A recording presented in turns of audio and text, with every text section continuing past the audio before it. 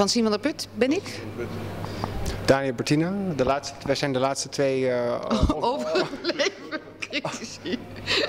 De laatste twee dodo's voor vanavond. We hebben vandaag de laatste voorstelling gezien van Springdance 2011. Boris Charmatz, Musée de la Danse met... Levée des Conflits. Een zeer intrigerende voorstelling met 24 dansers die 25 bewegingen in kanon achter elkaar doordansen. En dat 1,5 uur lang. Ja, de klokken bleven maar luiden en Frère Jacques stond maar weer op. Er kwam nog een soort krakende soundscape voorbij met hip-hop, Wu-Tang Clan en Saul Williams kwamen voorbij. In gesampelde kraakversies en wat rare jazz. En verder totaal bizarre kanon, hè? Ik vond het prachtig. Ja, het was erg mooi. Het probleem is, probleem. Ze spelen gewoon, ze herhalen die bewegingen. En op een gegeven moment, na het 4e rondje, dan heb je het wel gezien.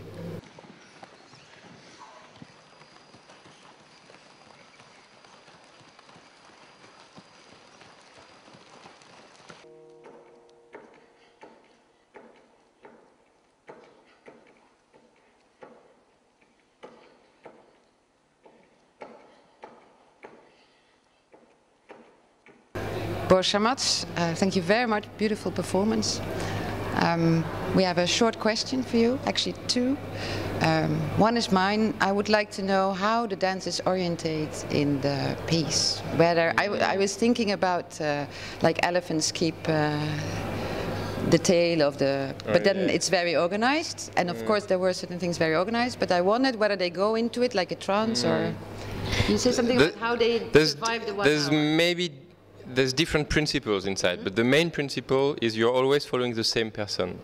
And that is the person in front of you? Or? So to speak, in front of you. It's not in front, but yeah. And the thing is, there's 25 movements and only 24 dancers. So there's always one movement that is missing, like there's a hole in the choreography. You don't, do you know when? The viewer, I think he cannot know which movement is missing, but there's always one who is missing. So it's like if there's chairs and there's always an empty chair, so you move to the empty chair, then I can take your chair, then you can take mine. So it's exactly this. You take the movement that is missing, then I see you, I'm following you, and I see that your movement is now missing, so I take it, and then you see that my movement is missing. So basically it's this, but then how you survive the 1.5 hours, I don't know. It's like a tunnel. Each one has his own, I don't know.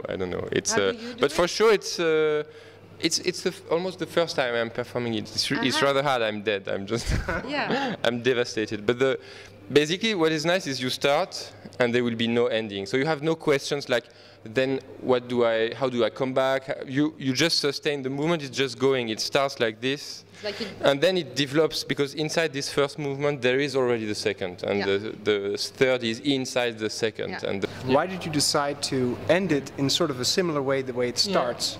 Why didn't you, for instance, end it with a freeze or with a...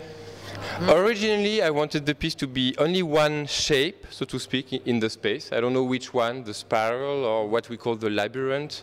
And we would do only that for 3 hours, and people could enter and leave. Okay. But after a while, we thought hardcore.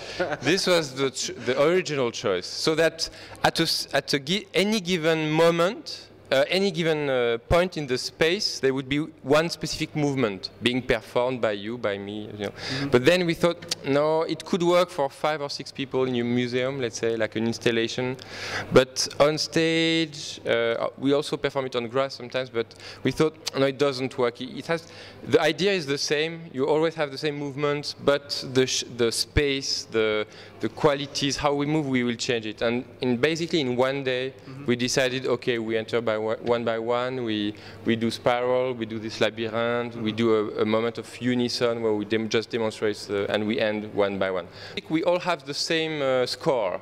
So the one who starts leaves first, and the one who enters at the last moment leaves last. So there's let's say a kind of equality in how much you do in the piece. So this is also why. But it makes it a bit, that's it.